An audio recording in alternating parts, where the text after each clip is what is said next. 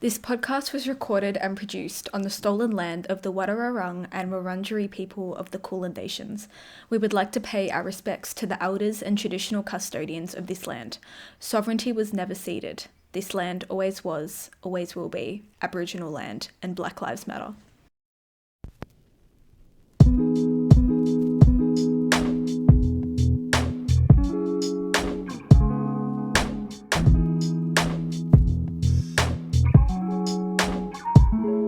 Hello everyone, welcome back to Miscellaneous Fuzz. We're episode 15 today. I'm joined by lovely co-host Kira and also today, very special guest, Jim, Jesse. How are you today? Good. I'm good. How are you guys? Not bad, not Welcome, bad. good. Yeah? Again, it's nice to be back again, just come back off of Squid the Kids episode. That was really good. It was so good. It was really fun, honestly. Really big shout out to Squid again. He was really lovely to have on.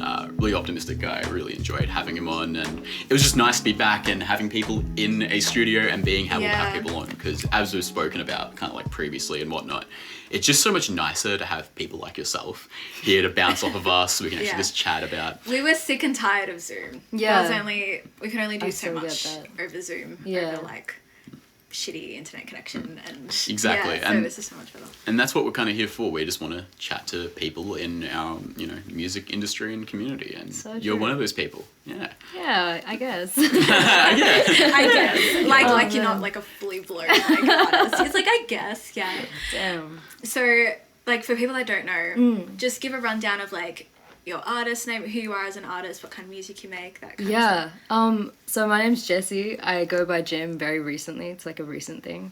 It's spelled JHM. There's a whole backstory about Yes. it. Which Maybe we'll we'll get into talk it about. later. But I feel like I just make pop at the moment. Like, it's so hard to say. I feel like each track, I'm at this point in making music where I'm just like doing tracks and they each feel like they could belong to different artists. Yeah. And trying to find like the thread between all of them is something I'm still working on. But I remember talking to B from like Beatrice, EMA, Beatrice Lewis, and she was saying that like it's often a subconscious thing. Like because it's made by the same person, there'll be something that you don't even realize that ties them all together. So Totally. I'm hoping there's that. The special like gym flavor. Oh boy, I don't know. That's a really interesting thing you bring up so early on, because that's really true. Like there's always this, especially when you're starting out, you're making your stuff, and as even like, your first few tracks you release publicly, there's always that kind of sense of, hey, you're kind of building upon something that you think, you're modeling things that you kind of listen to an extent, and you start making those things. But as you start making them, there's certain flares you put into it yourself that you don't even really acknowledge or realize until you get deeper into it. And then you kind of artists tend to start focusing on that more as they understand it. And that's a really gradual process. But it's a cool thing to hear someone really like actively thinking about that. Like, 'cause I find that a lot of people don't acknowledge that. So it's really interesting to hear that coming from you. It's crazy like how, it's something you don't really realize, but even like just in a conversation the other day with like another musician, she was saying that like, you get to a point where you start referencing yourself, like Totally. consciously or unconsciously. Oh, sorry, subconsciously. The difference, huh? But yeah, you start like you want to do it, but then also it's like I can't just be repeating myself. Like I can't make the same songs or use the same progressions too many times or like. Totally. Yeah, I don't know.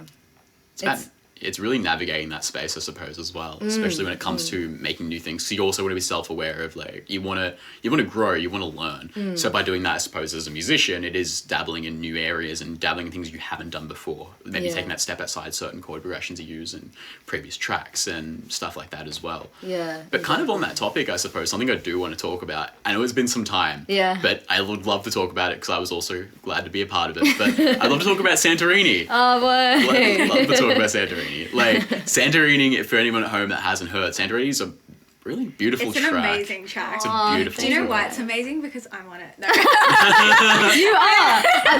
This is exclusive. Yeah. Nobody knows this. Yeah. Yeah. Like you're on it. Yeah. I'm on it. I do some ad-libs in the background. It makes the track. It has nothing to do with your amazing voice. It's all to do with It's the ad-libs, 100%. No. but yeah, so basically like you obviously made that track through the Push Records program. Did you want to Yes. explain like what the Push Records program was? Totally. So Push Records was basically this thing where they, the Push signed 5 artists and essentially like grew us. They took us in, like we were their kids and helped us to release a track each, completely supported by an amazing team, of which you were one of them. Thank you. There was, so like video, audio, label management, photography. What's the last one? I guess just like the sound. Media, PR. Media marketing. Media and comms, yeah. That's the one. So yeah, just like the experience of releasing with a team around you that's so supportive, backs everything that, like, you have an idea and it's like, all right, let's do this. Like, nothing is too ridiculous. I remember in the video shoot, we were like, we went crazy. We were like, let's do 5 locations. Let's run around town and like, and they were like, yeah, okay, let's do it. Let's do it. Yeah. Yeah, insane. But yeah, like with that as well, I suppose it's like, that's the great thing about that I love with young artists and people, especially like, you know, really kind of coming into the industry who have like some really like a lot of background, but are still kind of like navigating their footing. Yeah. To come from like having like doing all this stuff kind of like out of your bedroom to then having a team so immediately. Yeah. That's a lot. Like for a lot of people who are even making music and starting to develop themselves and putting it out there themselves, they're usually in a few like tracks to an album before they even get signed to a label or get the opportunity to really work in that, unless they have major success with one single. Yeah. So like jump from the environment of being very like, you know, self-enclosed within your house or like your immediate circle of friends or people that you work with to then a giant team handling all aspects of what you're doing outside of the music for you. I suppose that would have been quite extreme. It was, but it was also like, it was so inspiring. Like, I know after having done this, it's like just cemented it more. It's just like, that's what I want. Like, it's so inspiring to be able to work with people that you just are like, everyone is so talented. Like, people in Melbourne are so talented. And the fact that like this program was, I hope it's not a one-off. Like, you know, I hope that it keeps going and there's like another 5 artists that can do this, because like it really gives you direction and like gives you an idea about what you can do to make this happen again, and like, and in such a safe way as well, because you weren't signed to any like contracts. It was very much just like, we're throwing money at you. It's just like one project, and then like you can just move on and, you know, do whatever. It's like, it seemed like such a, I guess, a safe way to see what it's like to kind of be in that label environment without being like, I guess, too stuck with that or attached to that. Absolutely. And even just like in terms of meeting other like people, those relationships don't just like end with the contract. Like, they will continue and they'll bleed on into like the next project and the next project. And yeah, for that to be facilitated by like a single organization like Push Records is insane. And because they're all young people as well, it's like you're all at a sort of a similar stage. So even though you're all in obviously different facets, like the media people, sound people, whatever, like, I guess it gives you all an opportunity to sort of grow together and sort of like, it's such a really cool program. It's like brought a lot of people together. It's very... Do it again. Push Records again. Get more funding. That's true. And again, speaking of that as well, it's again one of those programs where it's again helping young people in this industry, because again, Melbourne's the best place you can be for music. Like, it is. Where else would this you have can't happened? really get this anywhere other than Nam. But in saying that, there's still a long way we have to come with, you know, music, and especially being here while making this sustainable. Sustainability in music, especially in places that isn't the US or isn't the UK, is still very, very, very fickle. The success is very narrow. So it's nice to see programs like this allowing artists to have access to things they wouldn't otherwise have access to, you know, when they're just working, again, out of their bedroom and whatnot. But to steer this through back to Santorini a little bit, can you talk about the track and kind of the sentiments behind it? Because I know of it already, but I'd love you to share, because it's such a beautiful track and the sentiments are so touching, and I'd love to hear you speak on that a bit more. Thanks. So I guess it happened in lockdown. It was like my parents' 25th anniversary, and we really wanted to like take them overseas and like make it a whole thing, because 25 is like a lot of years, you know. And that obviously didn't happen because we were in lockdown, and I kind of wanted to like make a song that felt like a vacation and felt like going somewhere else. So I just like, it was produced on Logic, with like MIDI, all the presets. Like, I didn't know how to like change any of the sounds. Everything was a preset. MIDI strings, like, oh man.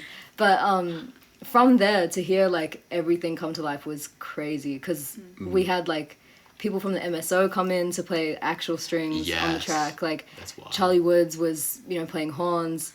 It's insane. Like, it literally felt like, everyone talks about it where it's like, oh, the track came to life. And I've never had that before. I've never like heard something and been like, wow, it came to life. This really felt like that. Like the second, because it was in one session, it was like at Avery, where we did strings and horns in one day, and just those two instruments swapping out like the trashing, like dragging that file into the bin, the MIDI, and replacing it with just like with the live stuff. That's so true though. Like it does, like even the song speaks for itself. When you listen to the song, it sounds alive. It's so organic, it's so free flowing. You can feel there's a lot of work and effort put into it. It doesn't feel too construed. There's so much about it that feels organic, and I think it kind of connects with the sentiment of the song as well. But obviously, like that means so much. It's very grand. It's for as much of it, as much of a like kind of like a chill pop song as it's very grand. It's got a lot of backing. Like obviously, like given everyone that was behind it as well, it has that, and you can sense that.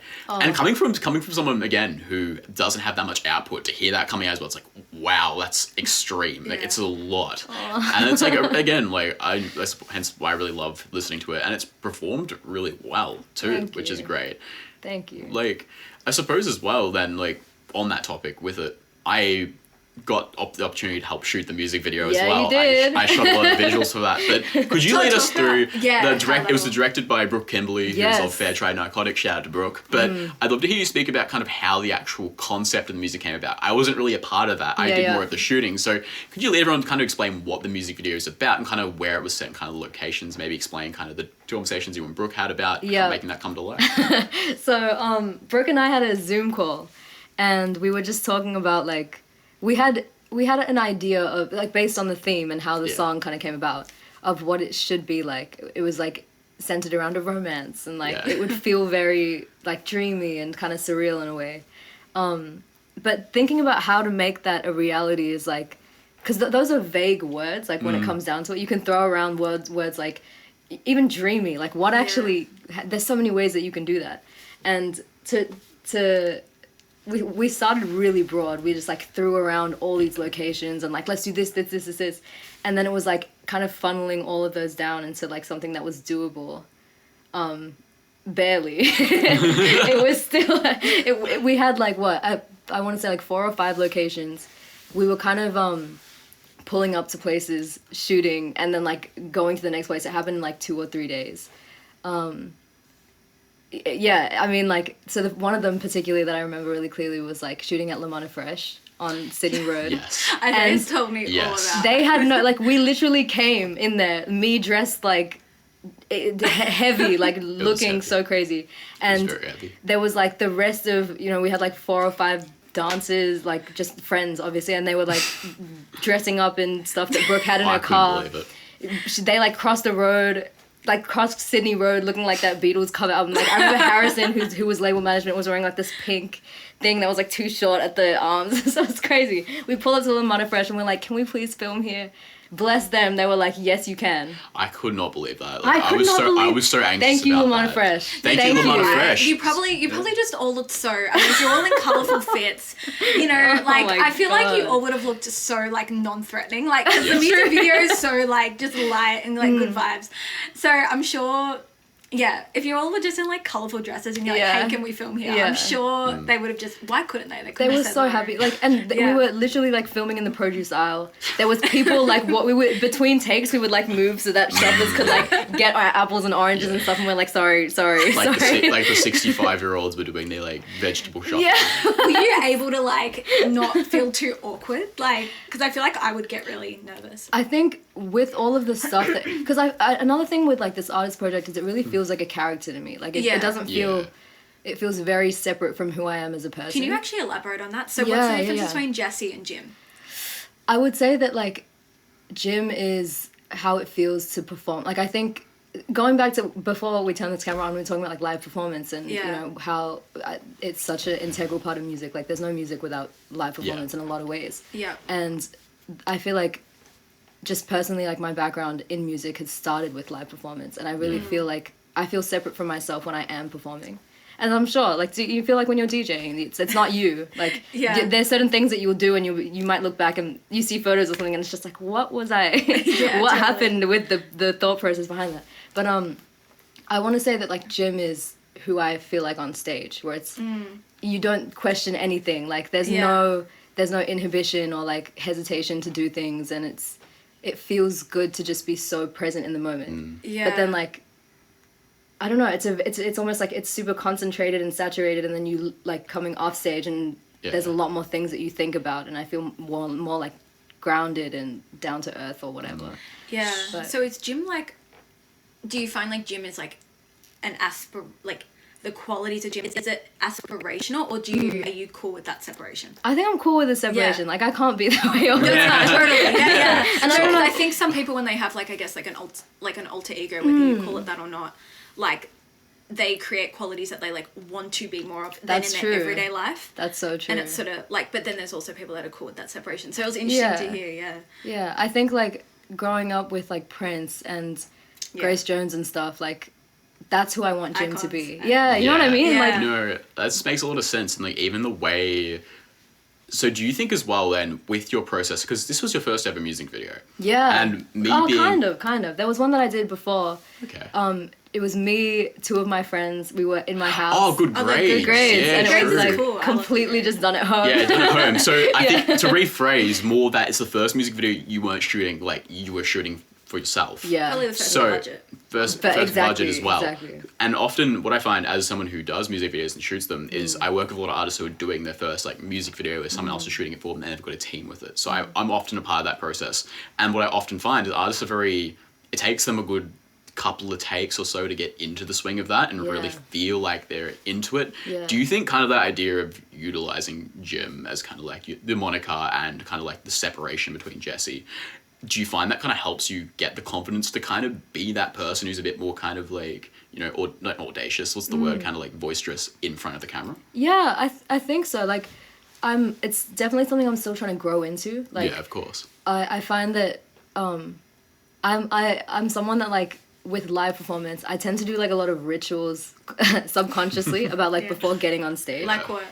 Oh, even like little things like brushing my teeth. Yeah, I've heard that one. Yeah, actually. It's pretty. Yeah. It's not unique or anything, but I think it really helps. Wait, but when you say brushing your teeth, like, do you get into a certain headspace while you're brushing your teeth? Yeah, I don't know. Like it's very weird. Like, it's very that makes very sense. weird to say. I think what it is actually about brushing your teeth specifically is it's a form of mindfulness. So it's the idea that because it's like it's in a sense it's a part of meditation. What it does is because it's such an autonomic process where you're thinking about brushing your teeth. What happens is your thoughts come into a center. Yeah. So if you're overthinking about what's to come or what just happened by brushing your teeth, you're basically taking those thoughts and centering them so you're present in the moment. Yeah. So therefore when you go out there, you're just there and you're living in the moment as opposed to thinking about, oh, if I do this, what will the future look like? Or, that's so true. And that's I think what it feels like to really like perform as well. Where you don't think about like future or past. Yes. It's just very much like how you feel is what you do. And there's like no kind of barriers between those two things.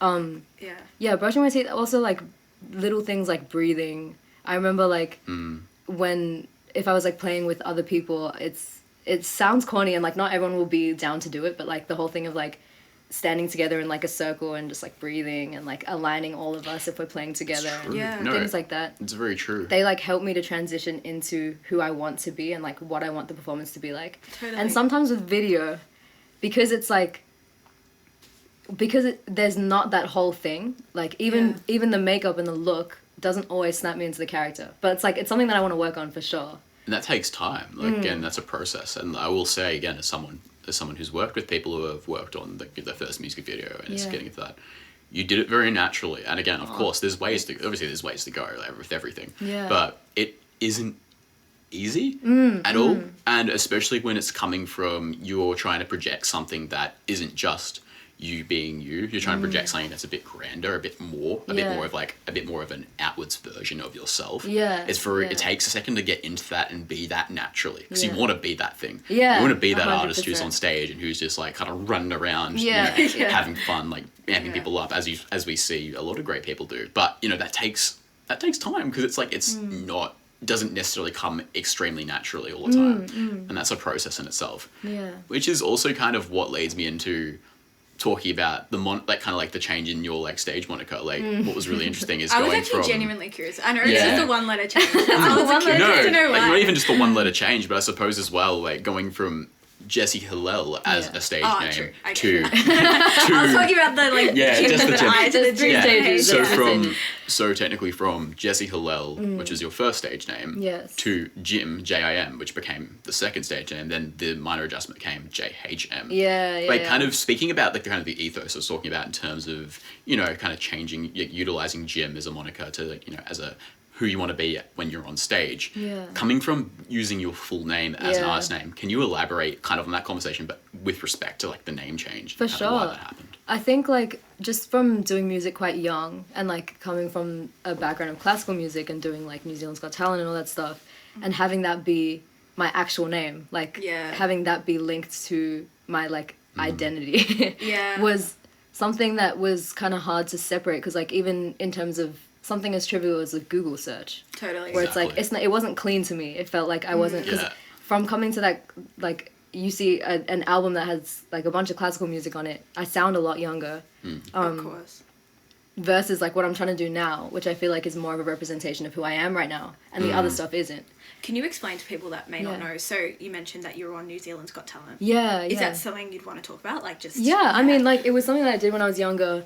It was, again, an incredible experience, and, like, I wouldn't have traded it for anything. It definitely, like, it made me realize how much I loved performing and how much I loved music and working with other musicians.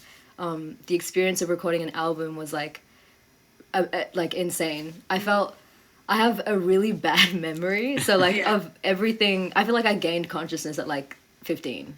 Everything before, you know what I mean? Everything before them is just like, I don't remember. No, I think there's a very universal understanding of that. I think a lot of people would possibly resonate with that. It's weird to think like why it happened, because you definitely have consciousness and like you have the ability to have memories before, like very, very young.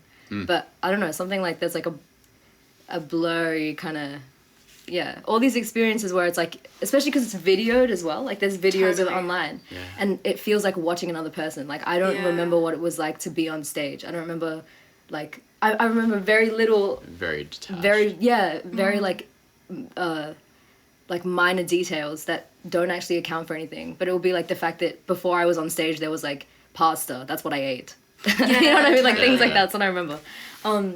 But I guess, like, it was an incredible experience, and then it taught me what I wanted to do. Totally. But it's not something that I can actually, like, draw on. So I feel like to just make it clean and to start new and, like, be like, this is who I am right now, this is the music I'm making, this is what I want to be and, like, what I see myself doing in future. And just to, like, make that a milestone was, like, all right, new name. There's a couple of artists that have done that, where they've been on, say, something like, an X Factor or something like that, and they've actually changed their stage name after. And it's worked out, like, I think of, like, say, Vera Blue, like, in Australia. Exactly. And she's managed to do that really well, and I think a lot of people don't realise that she was, like, Celia Pavey, I think it was the X Factor. And I think changing that has been, like, amazing, because... I don't know, it's just allowed her to, like, switch focuses and still stay in that pop lane but do something different. And people actually don't even realise that it's the same person. How did you pick your DJ name? How did I pick my DJ name? Yeah. What a... Let me flip it back to you. You know what? I was talking to people about this recently. So my DJ name's Chaotic Good, and we can probably talk about this on the podcast at some point. Oh, did I just, like, spring that on you? No, it's fine. No, it's not like a... God, it's not exclusive. It's not something we've chatted about before, so it's actually probably actually on the pod. Anyway, I DJ for context. Anyway, it's a... Okay, I don't know if you remember Jessie. Oh my god, I called you Jess. It's cool. Anyway, we'll talk about that later. Do you remember, like, the meme where it's, like, the alignment chart? That's what I was thinking. Yeah. And, like, apparently it's a Dungeons and Dragons reference, but I didn't know that. I'm not a gamer. I was just, like, I needed to pick, like, an Instagram handle, and, because I had this really cool person add me on Instagram, and they're like, your Instagram name's, like, not cool. And I'm like, okay, I'll change it. And then I'm like... Wow, tragic. So your Instagram name is not cool? Anyway, what a diss. Anyway, so I thought I'll change it. And then I picked, I'm like, I'll just pick one of these off the alignment chart meme. And then I went with Chaotic Good, and now I've just used it as my DJ name. Do you align with Chaotic Good? Do you feel like... Let's put us all on that chart. Where are we all? I can't even... I'm going to be honest. I don't know, like, the exact qualities of all of them. True. I know Chaotic Good is meant to be, like, kind of... I was going to say chaotic good. Like... Wow. Like, kind of, like, does, like, weird shit but has, like, good intentions. And I feel like that's kind of me. Nice. So yeah, how about you? Do you remember the alignment chart? Not really. I just know that there's like lawful and true. There's like lawful good, lawful good, neutral. lawful neutral, lawful evil, and it goes like, and then it's like chaotic good, chaotic evil, chaotic neutral. If I had my phone with me, I would have pulled it up. Right. I want to say I'm like either. Right now, I'm feeling like a lawful neutral. Lawful neutral. Yeah. I feel like you have the composure of someone that would probably be a lawful neutral. It's probably Dungeons and Dragons people listening to this being like, no, you're all wrong. No. This is what about you? Where are you putting yourself? Me. So my understanding of this is based off of, so the way I understand this is there was a version of this, but how you hold mugs. How you hold mugs? Yeah, so it was alignments for your mug holds. Oh my god. So my mug hold, so I'm just going to make this my whole thing, but it was lawful neutral. Well, there you go. That's where it comes. Didn't you say lawful neutral? Yeah. Well, that's how I'm feeling. There you go. Do we hold mugs the same? Maybe we'll find out. How do you hold mugs? Like I hold it like with the handle, but also on the side. I like clasp it. That's not how I hold mugs. Okay. Damn. We will pull up the meme on the screen right Put now. it in post. I will. I'll go to find that. I'll find that. I don't even know where it came from. I think uni friends found that. Magic came from Reddit or something. Probably. True. I love the way this conversation's derailed. This is great. So where were we again? But yeah. What were we talking about? Artist names. Anyway, names. Yeah. So how'd you go from the H to the I? Or I to the H? I guess so. With Jim, like JIM, it's just very it's very common. Yeah. And I had a lot of issues with like streaming, honestly, and like the names. There was this great thing where like the pre-save when you clicked like pre-save on Santorini, it like led to this track by this Brazilian guy. Sweet. And it was actually a really great track. Like that's the thing. It was actually really cool. Yeah, you could have just run up his stream. Props to props to him. I can't remember the name, but it definitely had Jim in it somewhere. So just kind of to clear that up a little bit, I went with the H. Why'd you pick H? Because it's like... I didn't want to think about it too much. Yeah. And it's the same with like going from Jesse Hillel to Jim. Yeah. I really... Like, Jim is the name of my mom's first or second dog. And I've always wanted a dog. Like, that's the thought. There's no thoughts beyond that. It's just that. So with the H as well, like, I guess it's my initials in some way, like JH. True. But more than that, it was like, I wanted to keep it like in the line of Jim still. And it's like an H is neutral enough. Like, what is it? An H has no real sound. It's just so. Yeah, Jim. That makes sense. And it still looks like, I guess, I don't know how to explain it. How do I explain the way letters look? I actually do get what you mean. Talking to Sam Ward, who did the incredible like logo and the cover art. The cover art as well. Is so... I love the old Mac. Oh man, it's so pretty. Shout out Sam, incredibly talented. Sam, Emily Lumsden, and Kirsty Green as well. Yeah. Just like killed it. So what happened with that as well was a whole like we went to I think we went to Emily's. Do you want to describe the cover? Actually, I'll put up a visual representation of it as well, but give it a bit of a description for like, there's visuals. So it's like a light blue background. There's an old Mac on it, a little like starfish and some shells and stuff that all pop up in the video. Yeah. It's all kind of like a reference to Santorini in a way. It's meant to be back to the place as well. It literally reminded me of like when you go to like a beach motel. There's something about like the color scheme. Literally the color scheme, just the lighting. Like it literally looked. I mean, besides like you probably wouldn't have like an old Mac sitting in a random hotel, but like it just kind of. I don't know. It like hit the nail on the head. With and I love the. Like, okay, I'm a font person. Oof. Like, I get really... Isaiah knows, because we have many conversations about fonts. Like, I love the font that they chose for your... Sam made it. So great. Sam literally made the font himself. He constructed it. Yeah, and like, it was incredible. He had it as, like, JIM first. Yeah. And we changed it to the H after the name change, and it's still, like... Looks great. Yeah, he's incredible. You're going to keep with that font style? I really... Like, I wanted the cover art itself to even look like those like old Bollywood films, like the film posters. Yes. And Sam just nailed that. Like, I know. I caught that as well. Like, I caught the influence on that. Like, I find that's a super interesting aesthetic as well. Like, it is. It looks very striking, and it just came together really, really well in general. Thank you. But like, all credit to them three. They just like killed it. I've actually got something interesting to kind of detour into, and this is something I don't know if you've really had the chance to speak on this, like. on like a podcast format, and this happened a while ago. It sounds so intense. Like, I don't know, why does it sound so intense? I'm about to bring something. No, because I find it super interesting, and I think it's an interesting story to tell. So, I know this is the time you're still running under Jesse Hillel, but I know you've worked previously with another artist in Nam known as Jarl. Yes. And I'd love to kind of hear a bit more about how you guys came to work together, because it was super random to hear. It was super random. Yeah, it was super random to hear that, but I'd love to hear a bit more. No, but it also kind of makes sense. Like, I couldn't... Anyway, I can picture it. It totally makes sense. I'd love to hear you chat about that a little bit, because it's a super interesting collaboration, I suppose. For sure. I mean, to be fair, like, it was completely through Mark Dillon, who's one of Jarl's collaborators. And so we're all kind of like based in the southeast. Yeah. So there's a lot of love there. And just he reached out to me and was like, "Do you want to put some vocals on this track?" It was incredible. That whole that project is incredible. On Paradox, correct? Yeah. An incredible project.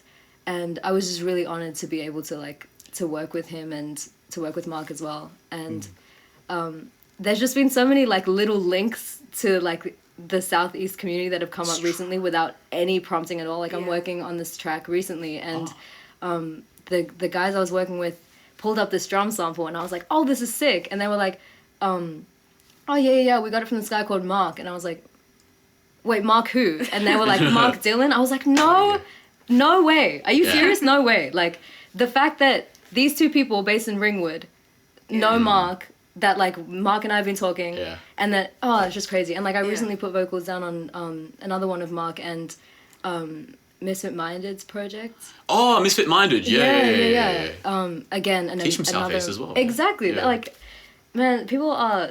The Southeast is about to do some great things. Yeah. That's great. All I want to say. I love hearing this. So it's really funny. Like, it's great to hear this stuff, like you working the Jarl, and then like the Southeast basing being kind of like the thing that brings everyone together. Because especially in like a Nam music industry, you don't really think about like music in Australia as a whole as like having like, oh, we're from the Southeast, oh, we're from the West. Like, it's a very, like, US thing, so it's like, oh, West Coast rappers, East Coast rappers, and shit like that. It's very much into the hip-hop culture there, but it's funny to hear at points where that's the glue that brings people together in Melbourne and and I find that I'm finding that more as well, even with where I come from in the West. So a lot of us are connected through in the West, and it's like we work kind of very tight knit, and we look after each other, and we work on things together, and you know that's kind of like those are kind of like the homies, the people, like we look after them, and it's really interesting to hear how that all comes together. And even Squid was kind of talking about that last episode as well, how he has people, how he's people in his area, and like that's my people, I'm looking after them in the area, but. Yeah, it's super interesting to hear how that even came about, but it's all really beautiful, and even like that Giles work on Paradox, it's super interesting because Giles only recently put out stuff on streaming, recently, because he's been very SoundCloud based, and he's gotten a lot of like just nice local love there, and it's got like a fair bit of a following between Paradox and then... He's cemented a pretty solid place in the scene already. Exactly. I mean, he's so hardworking. What was that, like 2-3 projects in the last year? He's so consistent. Yeah, so much like respect to that. Just he's like, because he's like what I think it's like 4 albums deep now.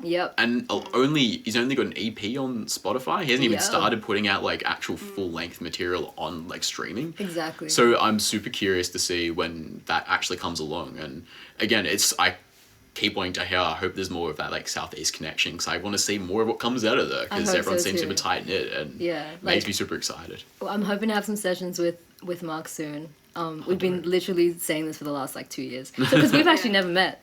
That's another thing. No way. Right, so I was like, we were linked through his cousin who did a course. It's the way it works, at isn't Monash. it? The universe, man. The way things link together. Even the fact that like the way that we three know each other is so weird. It's true. I feel like that's the whole thing about the music industry. I feel like the way I know people in general is weird. I'm just like, how do I know you? I know you because it's not a clear cut. Exactly. It really like it brings up the fact that like little, you know, like the butterfly effect, like little things and like little decisions really just like make totally.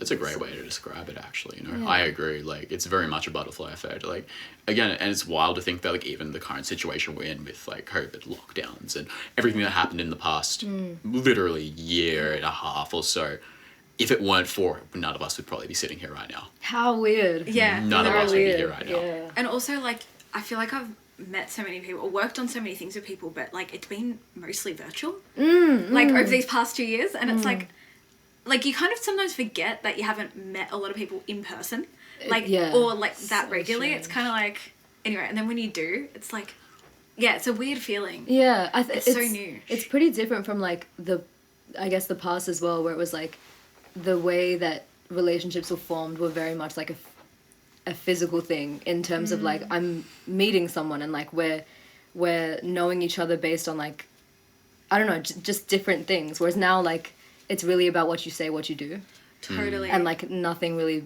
else beyond that, because a lot of the time that you are meeting someone, you don't see them, or you don't like you know I don't know, you don't know their mannerisms super well, or I don't know, it's like a little thing, but it's just been on my mind. Like that is true, there's like certain things you do miss, like virtually. I guess a pro with though is that like proximity wise there's less limitations, like that's it so really true matter where you live, like say that's so true, and maybe that'll change, like the whole thing about, you know, where it's like we're the southeast, you're the west, we're the whatever. And that sort of thing I think that's already has changed. I think there's very little of that now, but it's funny to see it kind of coming back in a way that's not just it doesn't feel feel like that's very prominent in hip-hop specifically, and I think that's just something that and that's fine in the US, which is like so fine, but but I think it hasn't existed for quite a while at this point. Like I think as though the internet's really broken those barriers in a sense that you can be anyone from anywhere and do whatever you want. It's kind of like talking about the whole internet wave in like the 2011s, where, you know, kind of like the odd future rise in the early 10s, and it kind of like the whole interconnection of people and music and how people are receiving music. So I think in the industry itself, I think there's very little in terms of like location barriers. Whether you're here, whether you're in the US, it doesn't really matter as much as it used to. You can still be a young kid that wants to put out music and put out music in a capacity that no one ever could previously. So it's like this is why it exists. Like it's how you haven't been seen Mark Dillon once in person or Jal and are still able to work with them and say like, oh yeah, I did that, and I don't know, I've never met you once, but I still have this existing body of work with you without having to meet you. It doesn't matter about my location, it doesn't matter about proximity, it doesn't matter if I'm stuck inside. You know, you could be, because in that type of relationship you could literally be across the globe and this still could have happened technically. You know what I mean? Because of the internet itself. How did you find creating during that period, just like being sort of in lockdown? Like I mean, I guess I'm similar to you in that way, where I didn't actually produce before lockdown. Like, no way. Yeah, I mean, I got Logic in lockdown. Like, I was not really, I had no idea how to use these things. Like, I was very much the person who would, like, write stuff on piano or guitar and then, like, have a producer or, like, wait for, you know, and it really came down to, like, finishing high school and being like, I'm so ready to, like, release and, you know, start and that journey. And then lockdown happens and it's like all the sessions that you might have thought you had get cancelled. And it's like, do I wait for, like, a year, maybe more, and not put anything out? Or, like, do I eventually feel bad and I'm like, I gotta just do this myself? Totally. And it was cool. Like, I definitely learned a lot about, like, self-sufficiency in some ways, and like I felt like because I couldn't really just like offload to another person, I was kind of forced to be like, the reason that you can't do this is because you're not putting the effort in. Like that was on me. That's good. And like there's a lot to learn, and I still and it's weird because like even as I say that, I also like I miss collaborations so much. And and like that's something that I want to do more now that like we can, because music is, you know, for everyone. It should be shared. Music is collaboration. At the end of the day, I find, like, regardless, I feel like there's very few avenues where people are just exclusively doing everything themselves. Exactly. Those paradigms don't really exist. I mean, there are people out there that really try to take that sentiment on because of like being. That's kind of how they even got into the industry. Like, I think people like JPEG Mafia, someone who's very, very much like, I'm doing all my own shit. I'm doing my producing, I'm doing my own live sets, I'm being my own DJ, I'm doing absolutely everything bit of the process. And some people really like that, and people thrive with that, and that's kind of almost their aesthetic. That's become an aesthetic in itself. But music in itself is a collaborative process because of how much goes into it. So we miss that and we thrive on that. We thrive off the energy of others. And I think that's such a testament to music itself, because music's to be shared in an environment where multiple people are around. So that process itself is inherently going to be collaborative. Yeah, I so agree. And even like in the things that you might want to say in each song, where it's like, if it's all me, then it's just my experience. Like, how much can I give that to you? Like, how much will you relate to that? Versus like, if the three of us make something, it's so much because you have your experiences. That's like this whole sector. You have like yours. It's triple, and it's like there's still going to be links between all of them, but like I think it just resonates with more people in that way. Did you feel like when you went, say, in the studio when you were recording Santorini, did you feel like because you then had that background with production, you were able to articulate better like what you wanted? Oh my god, yeah, for sure. That's the other thing where it's just like the more you know, the more you have something to say. Of course. And like especially with that song where so much of like we were not really even producing so much as like swapping the sounds out. Sure. And like even just that in itself made me feel a lot more confident in what I could do as a, you know, it's just like, oh, so this is like, this could just be the track. Like, it's done in some ways. It's not like I needed someone else to come in and like fix all this stuff. Like, Logic presets do have some value. I was gonna say there's Logic presets because like I was there for some of the some of the swapping out, which was so cool to watch. I was like watching like I think I was there for like some of the brass and like watching them nail that and those ad-libs and we're going hey oh anyway but it was so satisfying to watch that crossover. But the Logic presets, like especially like the brass ones, the strings, they're actually really good. Like they're not that bad. Like they're not that bad. We can't bag them too much. They're actually good. Like especially because I remember even just hearing like, you know, the original ones that you recorded, and it's like it carried the point across. Like you knew what you were trying to like it was very clear what you wanted, and I feel like that might have been why as well, that when it was, you know, transferred over to like live sound, it did sort of like it ended up sounding the way you wanted it to. If that makes sense, like because you were able to do that. I think that's such a great skill too. I think by being able to mock up your own demos, I think that's just super important. So when you are translating it from an environment where you're going to work with an engineer, you've already got kind of like, this is what I want. Yeah. You know what I mean? You can show kind of like the blueprint, like, so that's yours. Yeah. That's all yours. Like, here's my blueprint. Yeah. Then they can help you build upon that. Because it's still, you'll still build the foundation. That's still yours. But by showing them the foundation, they can work easier. They have a very clear idea of what you want. Because if you're just like, oh, here's some vocals, like, this is what I was imagining. It's a bit harder to like be the engineer and be like, oh, how do I build upon that? Whereas they can see something that's already laid out. Even if there's imperfections in it, like it helps a lot. It helps heaps, like from what I understand as well. Yeah. But I mean, on this conversation as well, like something that's super important. I think even with like production, it's super glad to hear that you're learning production. I think just in general, it's great to have so many women being involved in production. That becoming more of like a public bit of discourse, having women in production, because I think that's so important. Because I think there's, as we all know, there's like always been a bit of a stigma around, you know, women in production, and it is very male dominated in the public eye at the very least. Even something as small as like, I don't know if you find this, right? When you're in production, when you search up YouTube tutorials, like it's always guys. Like, and I'll find like one like person that's like one like non-male creator, and I'm just like, oh my god, like they're out there. Like it's so interesting. But I guess there's been a lot of programs like we both did. Again, with the push, with the electronic music accelerator program, yes. which is good because that was exclusively for women and gender non-conforming people. That might have been my friend. And like that was a really cool. I don't know if you felt this as well, but I really felt like doing that. I didn't realize how much I needed, like how much I appreciated being in a space that was, say, like led by like a woman. Oh my god! You know, around people like that were like women, gender non-conforming creators. Like I didn't realize how much I needed that until I was in the space. I know what you mean, because it never really happens. Like, exactly. You don't realize like what it feels like because it's just so rare. Like I don't think I've ever had a session that's just been like myself and another like, you know, like female or like woman identifying person. It's just like it never happens. So this was like such a singular experience, and it's like I don't know when it will happen again, but I hope it does. Me too. Did you ever do any like other like did you do mess? No, I didn't. Do mess. No, that's okay. Don't worry, I think I'm getting confused with someone else. But don't worry.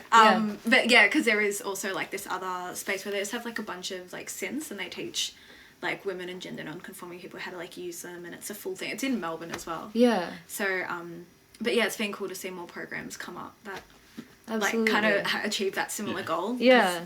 Just creating more pathways and stuff like that. Yeah. Speaking of pathways, I suppose as well. Speaking of pathways, I see these segues. I see these segues. I really see where this ends up. But all right. Speaking of pathways, the future of gym. Yes. So no, seriously. So super interesting because you're now in a spot where you've just come off, you know, a big single. You've had some time away from it now. Yeah. what are the steps forward at the moment? What are we looking into? Have you got looking into shows? Are you looking into making your own, running your own shows devised by you? Are you looking at getting booked for more shows? Are there singles along the way? Anything like that that's in the works? I want to say like all of the above. All of the above, all great. Of the above. Oh, awesome. That's good to hear. Yeah, like I'm definitely hoping to release more music in the like upcoming year. There's a lot of stuff I've just been sitting on, and I feel like I'm at this point. Vault. Yeah, it's like it's hard to. It feels almost like it's weighing me down. Like I just got to let it go before I can like make new stuff. So there's that for sure. But then also like going back to I sound like a record, like broken record. The like live performance thing where it's that's just the best. Like it's what I want to do more than anything. So just like figuring out a live set and doing more shows and. Yeah, we'll see. And I think people are so hungry for live music now because there's been such an absence for it. Yeah. So, like, there probably wouldn't be a better time to just get started into that because people are just keen to get out. Even you as an artist, and everyone I've spoken to who are artists, like, for instance, Benjamin Trillardo, who also was in the Push Records program. Yeah. I was having a conversation with him the other day and we were sitting down just chatting. He's like, I don't even want to make music because I just want to perform live. Yeah, that's more. I get that. Like, I get that. Like, that's a priority, and I understand that being a priority because I suppose as a musician, that's like the social outlet as well. That's like the very social outlet that's been missed, even outside of just like music collaboration, like the actual ability to like perform to people. And again, at the end of the day, make a living because that's what shows is what paying you guys shit off. You know. Yeah. That's, streams. Yeah. Streams are depressing. Don't really streams, translate to anything. Streams are depressing. Spotify. Yeah, Spotify. We're just off that. We're just off that. Like, so Anthony. Yeah, shout out Anthony. Yeah, he wrote a really great post about like what to get a musician for Christmas. If you're struggling, read his post for sure. Streaming, yeah, it's an interesting kind of. It's a whole conversation now because there's the like not even let's just like forget about Spotify for a second, but like Apple Music, Tidal, Pandora, all the other ones. Yeah. It's accessible. It's the most accessible music's ever been. That's the thing, like we're at that point where, and even going back to like the creation of music, we're talking about bedroom pop or like the fact that things are virtual and we can make easier now more than ever, and but like that versus profitability and it's like how are we gonna like actually make sustain ourselves. You can't. Like, again, that's actually someone that'd be really interesting to have on to talk about that. Because I feel like Anthony would be really great at just breaking that down and discussing it. Because Anthony is very articulate. Like, he's super great with the words. Anthony's someone we all know mutually, who's also an artist, which is awesome too. He was doing stuff through the Push Records program because he's on the track. He was the engineer. Yeah. So not only my track, I'm pretty sure he mastered all of. He was the main engineer for a lot of it. Everyone's incredible. He's incredibly talented. As well, right? Obol, yeah. Obol Records, it's like experimental music from experimental electronic type. Yeah, electronic experiment. Yeah. He's very interesting in the way he's very articulate when it comes to the issues of streaming and boycotting. Also very he's put like his effort and thought into it. I also very much resonate. Like, this is a little bit off topic, but I very much resonate with someone like Anthony being an artist himself, discussing kind of like how unjust this is and kind of like the emotional output that goes with something like that, because again it's your livelihood. It's a whole other like stream of revenue that could actually be sustainable for people, but it's not, because this is kind of like unfounded territory where people aren't even really thinking about this. It's just kind of been what it is since it's existed. Exactly. And now that it's become the main thing, it's like, well, okay, physicals only sell if they're like vinyls. Yeah. Physicals only sell if they're not CDs essentially.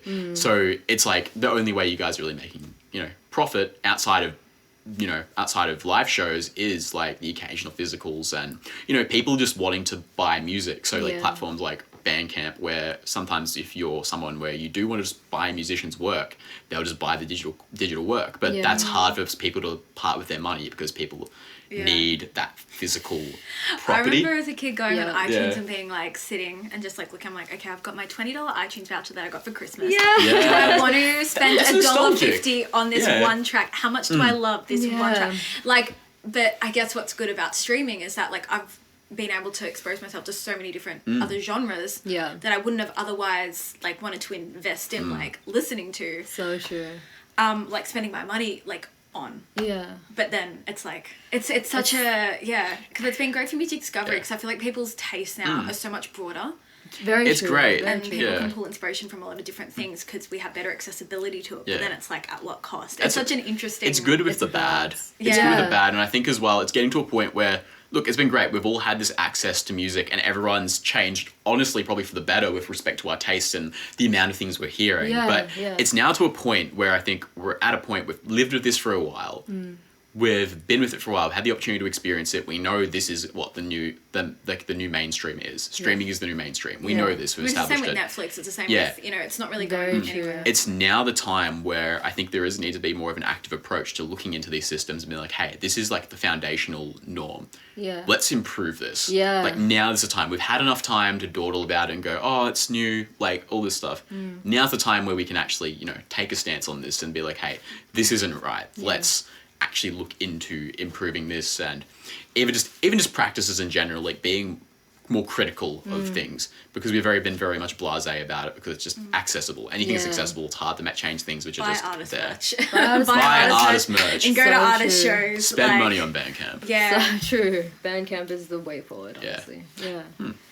But you reckon we'll wrap it up here? I think this is it. We covered a lot, Thank you so much for jumping on. Thank you for having me. Yeah, thank you so much. It's a pleasure to have you. It's been something we've been talking about for a very long time. Yeah, it has been. You're such a natural, again, as I said off camera, like you're such a conversationalist. You very much know how to carry yourself in conversation. It's great to have people like you on because thank you. I'm very flattered. You're constantly able to elaborate and talk about things and lead us onto new paths, and that's what we enjoy. Like mug holding.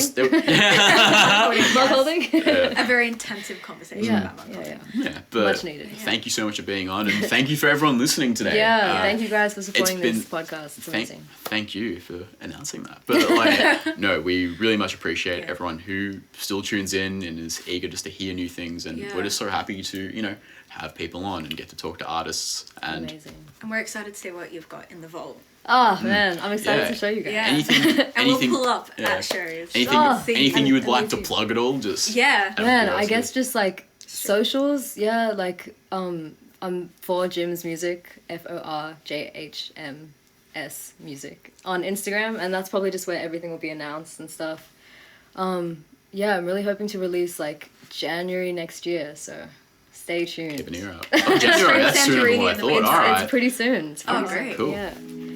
All right. Well, again, thank you so much for listening. Check out the Miscellaneous Fuzz Instagram. Check us out on SoundCloud. Go to the Apple Music. Go to Spotify. Whatever your listening service is. Preferably not Spotify, but it is what it is. That's a conversation. That's a conversation for another day. But yes, have a lovely day, and thank you very much for listening. Take care, everyone. Take care. Bye.